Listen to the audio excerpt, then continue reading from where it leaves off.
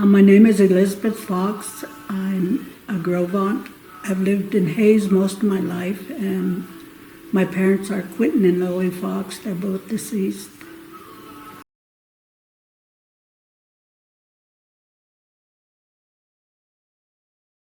Yes, they all do. We all pretty much went to school there. My dad and mother both had. They were both there when it was like a boarding school. My mother, I forget what grade she was in when she went to the boarding school. Excuse me. And she was there just for a short period of time. I don't even think maybe a month. I'm not really sure, but she said when she was there, while her and her friend were,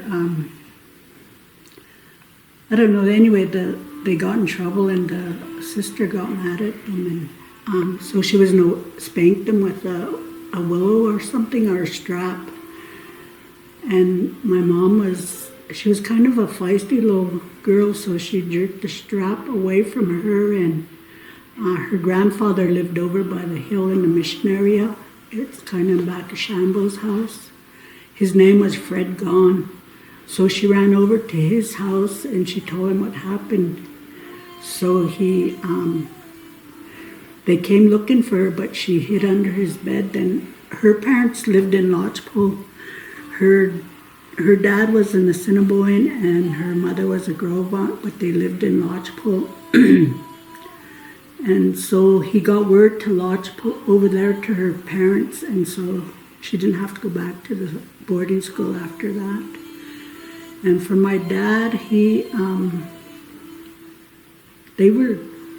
was a different story for him because his mother passed when he was like 9 years old, and his grandparents raised him, Belknap and Rebecca Fox. And so he kind of missed out on a lot of school because due to sickness, he got really sick when he was young, and then finally he did get through, I believe, 8th grade, but he was like about 17, and he was staying. After a while, he stayed at the mission with. He used to talk about his brother. His name was Brother Fox, and that was during World War II. So they helped.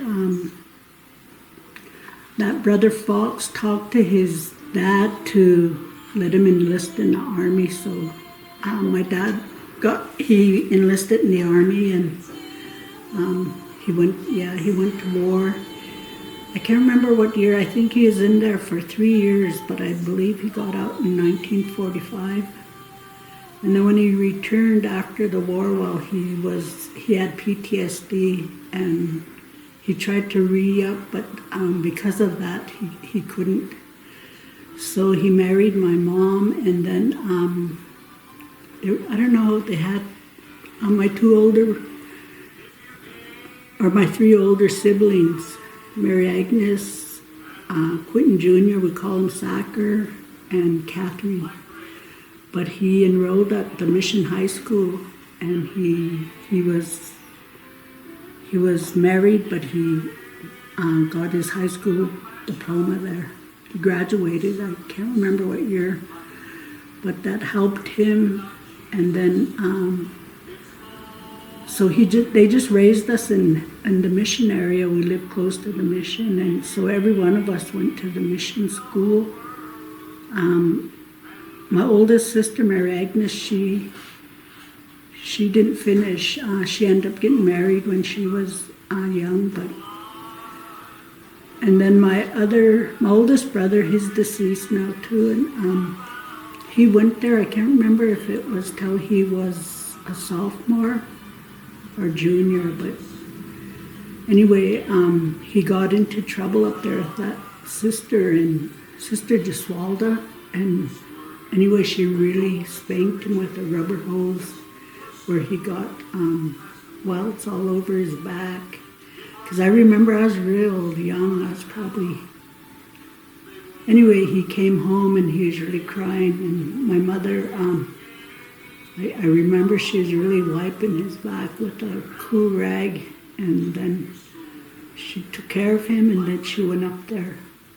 But when they seen her coming, I was told that they locked the door. They wouldn't let her see sister, or I don't know what she was going to do, but they wouldn't let her in the building. And so after that, my brother went to boarding school in Flandreau, and he did well there. I don't know why he was spanked like that up at the mission. And for the rest of us, my other sister, they treated her real well. I think the rest of us were treated well after that. Catherine and Robert both graduated from the mission, and the mission, they did real well there and got a good education from them. And I would have graduated there too, but it burned when I was a junior in high school. So from there, Becky and I went on to Flandreau. But that's what we had with, that's our experience with the mission. I would say for some of our family members it was all right, and the others, like my brother and my mother, they had bad experiences. So I guess in a way it was just certain people, certain of the nuns that did that to them, not all of them. 'Cause there's good and bad in every people. Some people are more mean than others, or it's just how it is. But in later years, I grew up as a Catholic, going to church. I learned, one thing I have to say is that I learned to reverence God through going to church there all the time. They were very strict about how we behaved in church, but I also realize now as an elder that helped me to really respect the power of God and His presence. And so I did turn to another church when I was in my 20s. I was kind of heavy into alcohol, and I wanted to stop. I couldn't on my own. And so I tried to go like the traditional way with my parents. They were in the traditional ways, but they told me I had to be sober for 4 days before I could go sweat. But I couldn't stay sober that long because that's how bad I was. So anyway, my cousin, he became born again. He accepted the Lord in his life, and he prayed for me when I was really out of it. And here I sobered up. So that's why I believe the way I believe now in Jesus Christ. And so I know I don't really go to the mission church anymore. Maybe on like special things such as like some of my other family members are still participants there. Like just recently, one of my grandchildren was baptized there, so I just went to support my niece. And then if Christmas, we always like to go to the Christmas Eve service because it's always really joyful. It just makes Christmas seem more better, I guess. Or more real, or more fun, exciting, the real meaning of Christmas. And I'm good friends with Sister Barb right now. We kind of have an open relationship because I believe that we have to work with everybody. We have to be good to everybody. That's how the old Indians used to be, old natives, like my grandparents and my mother. They treated everybody real with respect. They didn't look down on anybody, and they didn't look down on the way anybody believed. So our family kind of learned that from our mother, as she was a very traditional lady. But toward the end, after all of her children, we all most of us start going to the Assembly of God Church. And so she started coming, my dad did. And so that's where we mostly all go now. except for the few that still, go to the Catholic Church or the belief of their choice, which, I don't really know, because our family's kind of all over. But for me, that's what I do, and I just try to support the people of Hayes as best I can and to help take care of them. And for the mission, I did learn how to just, I guess, do things like they taught us how to sew. They taught us and how to can, that kind of stuff. That was helpful. And the priests, they were a big support to me when I didn't have a job, when my son was real small, as a single parent, and they'd give me work, so I'd go work for them, and that was, that helped me through, and then they were kind of mentors to me, which I really appreciate to this day. They're both gone now. They were really some real good people. Sometimes I wish they were still there, just so I could go talk to them or be around someone to talk to, but that's how my experience with the mission. And I did janitor there for some years, and it seemed okay. But I could. Of course, there's always those that, some kind of favor others, but it wasn't as bad as what I seen in the past for some students. Yeah, so that's how it is. That's how it was for me.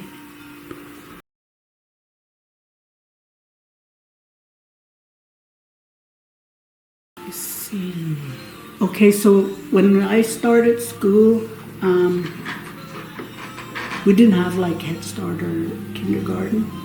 What they used to do is they'd have this day called Darling's Day. So the year before you were to go into first grade, your older brother or sister would take you with them to just experience how it was in school.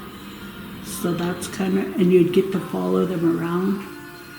But my very first day, I don't remember it, but that's what I remember. But I could remember when I was in second grade, I remember I never missed a day of school because I must have really liked it, and it would be really cold, and in the winter we had to walk to school from where we lived, and I grew up without electricity till I was 12 years old, or running water. Excuse me.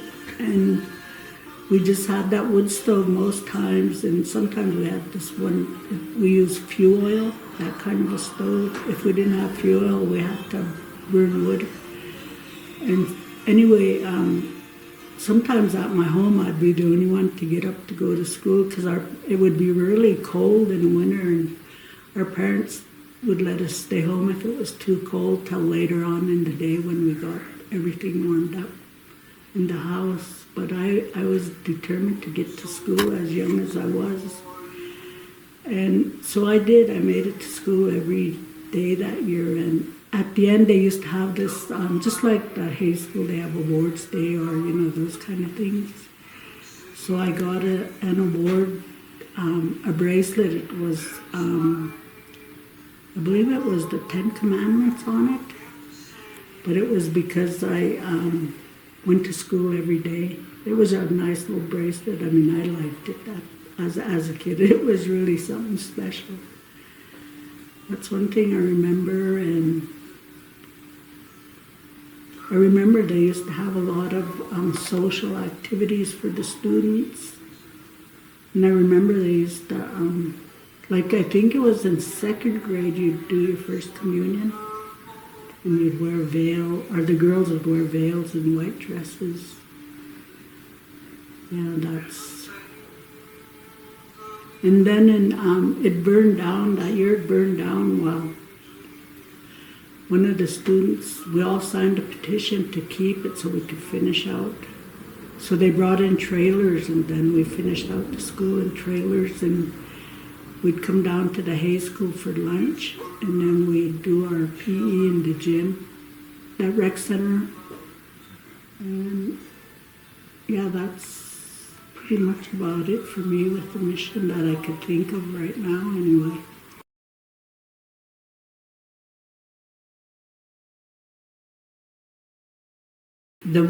When I was in 6th grade, I seen this one priest, this boy. Well, see, some of the kids were really naughty too, you know, but they'd still, I guess they didn't deserve to get really corrected that way. But this one priest, this boy was really being naughty, and so he grabbed him up, and then he just pushed him. That boy just went.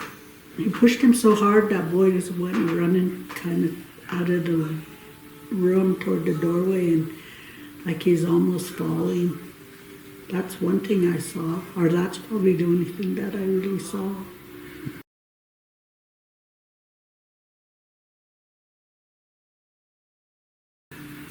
The ones that were there when I was first, there was Sister Benno, Sister Sigfrida, Sister Durento, Sister Teresa, Sister Claire, Sister Diswalda, Sister Felix, or Sister Durento. She changed her name from Sister Felix to Sister Durento, and then Sister Mala.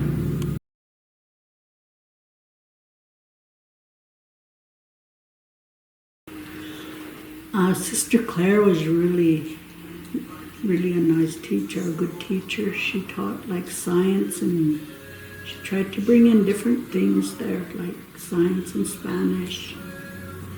And then there was Sister Mal. She was the cook. She was really nice to everybody, really nice.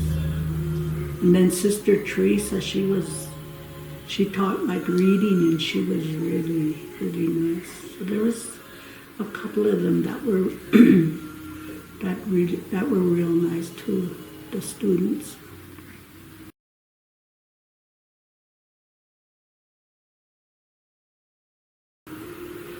Well, after everything that's been happening, I can see in our area where a lot of the people have bitter feelings and unforgiveness for what happened in the boarding schools, and probably even throughout, because a lot of people, you know, said they were abused throughout the schools, even in the modern day. And I can see some of them, you know, they're still respectful enough to them to treat them with dignity, I'd say. But to probably get caught or, you know, go back to church there and stuff, that would be hard for them.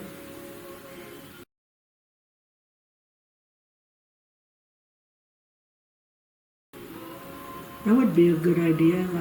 Yeah, I think so, because, you know, just for the fact that everyone knows they didn't let them speak their language, that would be one way of helping the people here.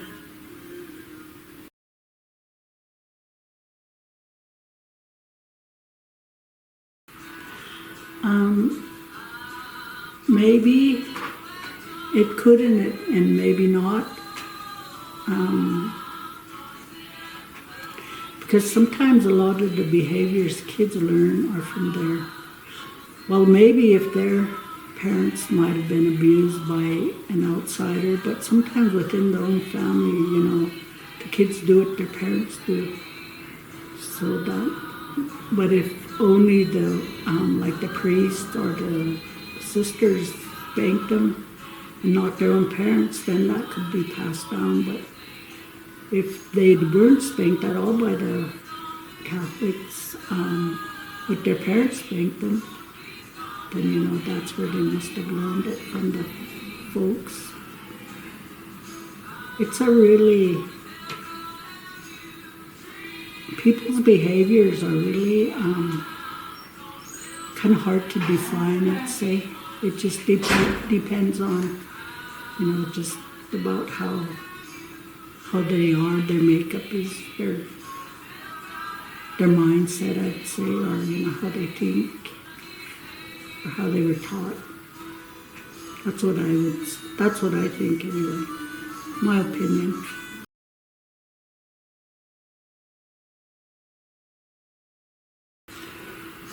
Well, I just wish they'd just give it all back to the people here, because I've seen in South Dakota where they just gave back parishes. They just gave them back without, seems like, question.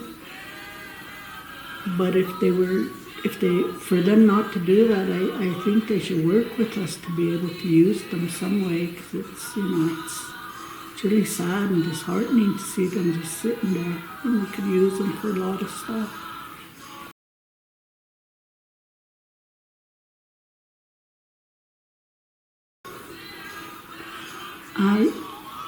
I think they should seek into it, push into it, but do it wisely. There's ways to work with people. You just need to just keep knocking on doors. Or I guess at one time I just said, if you could find a real shrewd lawyer, there's always like a little loophole. And I know some lawyers could find those things, but that's, again, my opinion. That's what I think anyway.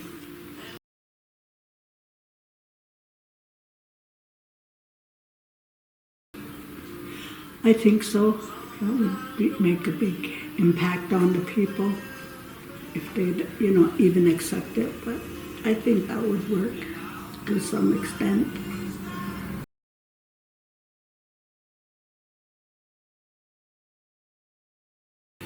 I do. I forgive them. I do my best to forgive everybody, because when you don't forgive, they could still control you. And, it's not good to go around with unforgiveness. It ruins your state of mind and your actions. And so, I forgive them as best I can, as best as I could, think I could.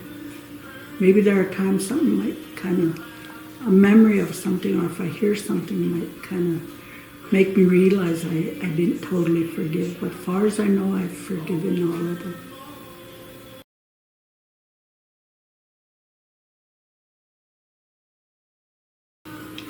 Yes, I'm seeing a lot of little ones dancing, not only on our res, but now and then I go to other powwows and there's lots of little ones, and into teens, there's a lot more. As for speaking the language, I don't really hear that much around here. Of course, we never really spoke it either, we just knew words. Or we grew up around Jessie Ironman. She was Cree from Rocky Boy, and we learned Cree. I said if we were to say, Cree could have almost been our second language, just for the fact that we were around her so much and when she'd speak it, because we understood it. But every now and then we'd hear,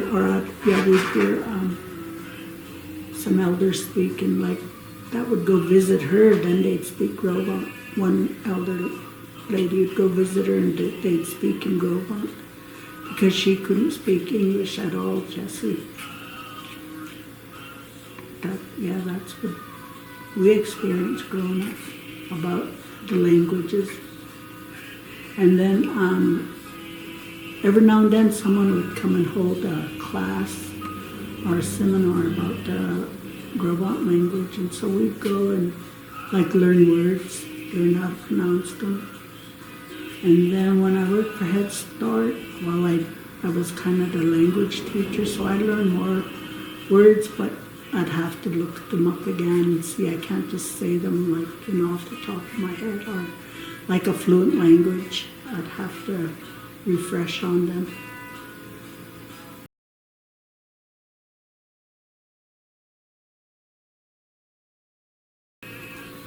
One thing that I would love to say, I'd love for them to hear and take with all of their heart, mind and soul, is to always remain spiritual, because Native Americans are all spiritual people. They've always been very spiritual. And to keep that conscience so that they know to do good, so that maybe if they live with that conscience, wanting to do right and do good, maybe our drug and alcohol problems would kind of vanish or deplete. That's what I would, like for them to hear, to always know that someone sees what they're doing all the time, and to know that they won't ever get away with doing bad, but they need to understand that there's someone there to see what they do all the time, and hope they choose to want to be sensitive to spiritual matters.